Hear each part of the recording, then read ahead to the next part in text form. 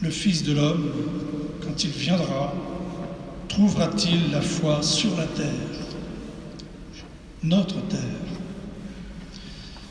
Frères et sœurs, cette question nous interroge ce matin. Elle doit même nous bousculer en ce temps missionnaire extraordinaire et tout particulièrement en ce dimanche missionnaire mondial. Dans son message pour cette journée mondiale, le pape François souhaite que ce mois extraordinaire nous aide, et je le cite, en premier lieu à retrouver le sens missionnaire de notre adhésion de foi à Jésus-Christ, foi gratuitement reçue comme don dans le baptême. Rappelant que notre appartenance filiale à Dieu n'est jamais un acte individuel, mais un acte toujours ecclésial, le pape précise de la communion avec Dieu Père, Fils et Esprit Saint naît une vie nouvelle avec beaucoup d'autres frères et sœurs. Cette vie divine n'est pas un produit à vendre, nous ne faisons pas de prosélytisme, mais une richesse à donner, à communiquer, à annoncer. Voilà le sens de la mission. Nous avons reçu gratuitement ce don et nous le partageons gratuitement. Dieu veut que tous les hommes soient sauvés en arrivant à la connaissance de la vérité et à l'expérience de sa miséricorde grâce à l'Église, sacrement universel du salut. Rappelant dans cette même lettre que l'Église, et je cite encore le pape François, l'Église est en mission dans le monde, il souligne que notre foi en Jésus-Christ nous donne la juste dimension de toute chose, en nous faisant voir le monde avec les yeux et le cœur de Dieu. L'espérance nous ouvre aux horizons éternels de la vie divine à laquelle nous participons vraiment. La charité dont nous avons l'avant-goût dans les sacrements et dans l'amour fraternel nous pousse jusqu'aux confins de la terre. C'est ce que le pape François appelle l'Église en sortie. Vous connaissez désormais cette expression. L'Église en sortie qui demande une conversion missionnaire, constante et permanente, dont les saints, ajoute le pape, nous donnent le témoignage en nous montrant comment est possible et praticable cette ouverture illimitée, cette sortie miséricordieuse. La mission nous touche de près, car, insiste le Saint-Père, je le cite, tout baptisé et toute baptisée est une mission. Donc chacun d'entre nous, hommes et femmes, jeunes hommes et jeunes femmes, garçons ou filles. Celui qui aime se met en mouvement, poussé en dehors de lui-même. Il se donne à l'autre et tisse des relations qui engendrent la vie. Personne n'est inutile et insignifiant pour l'amour de Dieu. Personne n'est inutile. Chacun d'entre nous est une mission dans le monde parce qu'il est fruit de l'amour de Dieu. Puis après avoir rappelé que cette vie est communiquée dans le baptême qui nous donne la foi en Jésus-Christ, vainqueur du péché et de la mort, le pape souligne que notre mission s'enracine dans la paternité de Dieu et dans la maternité de l'Église. Car l'envoi exprimé par Jésus dans le mandat pascal est inhérent au baptême. Comme le Père m'a envoyé, moi aussi je vous envoie, rempli de l'Esprit Saint, pour la réconciliation du monde, dit Jésus dans l'Évangile.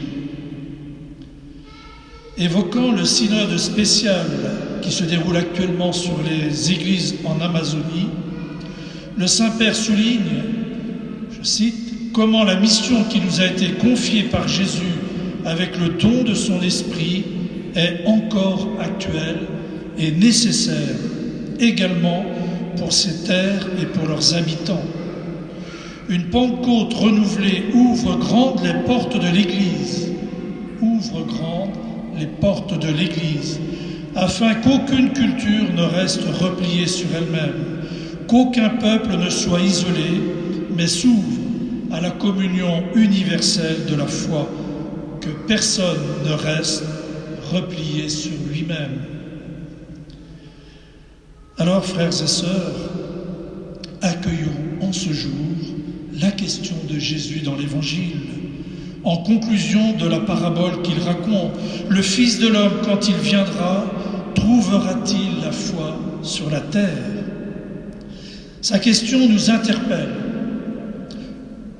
Face à la situation que nous connaissons en Europe et en France en particulier, devenue terre de mission, dans le désert spirituel de la foi et de l'ignorance religieuse, le pape François veut réveiller et stimuler notre élan missionnaire.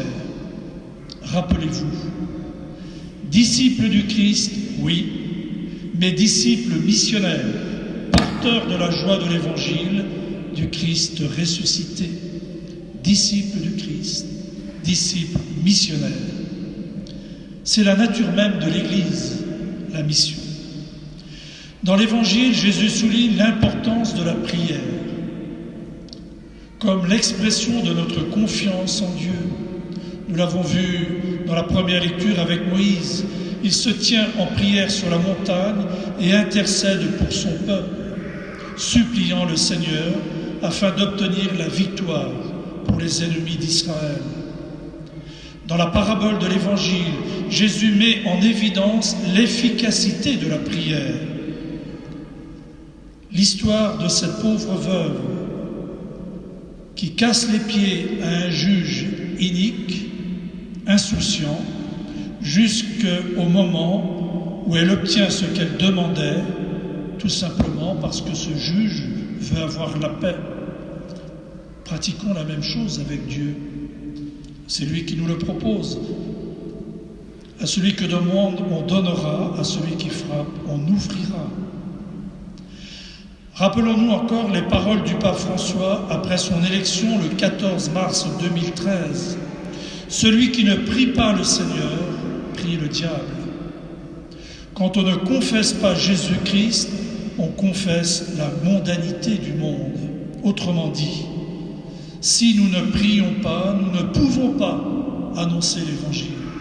La prière avant toute chose. Si nous n'annonçons pas l'Évangile, c'est que nous sommes dans l'esprit du monde, l'esprit mondain.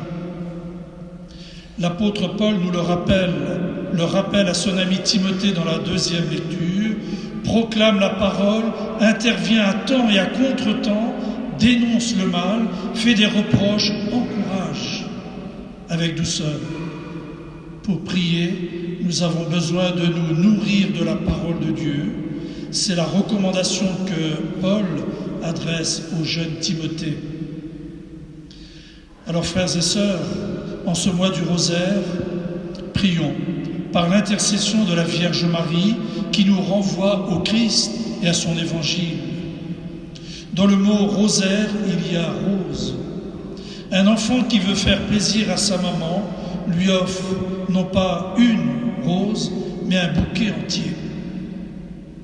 De même, pour nous, à l'égard de notre maman du ciel, n'hésitons pas à lui offrir la place d'honneur dans notre vie, car elle est là pour nous ajuster à l'amour de Dieu qui nous envoie en mission. Je voudrais simplement rappeler quelques-unes des activités missionnaires de notre paroisse, parmi toutes celles qui sont proposées dans la pastorale, la pastorale qui est toute missionnaire, mais certaines activités en particulier. N'y voyez aucun mépris pour celles que je ne nomme pas, bien sûr, mais je pense en particulier au parcours Alpha, qui propose une démarche résolument missionnaire, même si c'est le point de départ de la mission. Je pense également au service du catéchuménat qui accompagne dans l'Église les jeunes et les adultes qui demandent à recevoir le baptême. Si vous en connaissez, n'hésitez pas autour de vous à leur proposer le parcours alpha et ceux qui ne sont pas baptisés, le service du catéchuménat qui les accompagnera. Je pense aussi, et il y en a sûrement parmi vous qui ne sont pas encore confirmés, ce sont de baptisés boiteux qui ne peuvent pas pratiquer complètement leur baptême puisqu'ils n'ont pas reçu encore le souffle de l'Esprit, qu'ils n'hésitent pas à demander parce que quand on a l'Esprit, on devient missionnaire, disciple missionnaire. Je pense aussi à ceux qui accompagnent la catéchèse des enfants et des jeunes, à ceux qui accompagnent aussi les enfants pour la préparation, les parents, pour la préparation du baptême de leurs enfants, et les enfants en âge scolaire qui ont demandé, parce qu'ils n'ont pas été baptisés tout petits, et qui demandent aujourd'hui à recevoir le baptême pour être chrétiens, etc. Je termine avec ces mots du pape François au terme de son message que je vous invite à lire. Il est facile à trouver sur Internet. Le message pour la journée mondiale des missions. Je cite: « À Marie, notre Mère, nous confions la mission de l'Église. Unie à son Fils depuis l'incarnation, la Vierge s'est mise en mouvement, elle s'est laissée totalement impliquée dans la mission de Jésus, mission qui est également devenue, au pied de la croix, sa propre mission. Collaborer comme mère de l'Église à engendrer dans l'esprit et dans la foi de nouveaux fils et filles de Dieu,